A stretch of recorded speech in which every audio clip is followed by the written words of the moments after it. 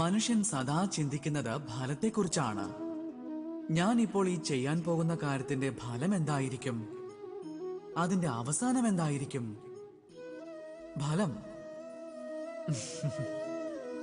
അതിനെക്കുറിച്ച് എന്തിനാണ് ചിന്തിക്കുന്നത്?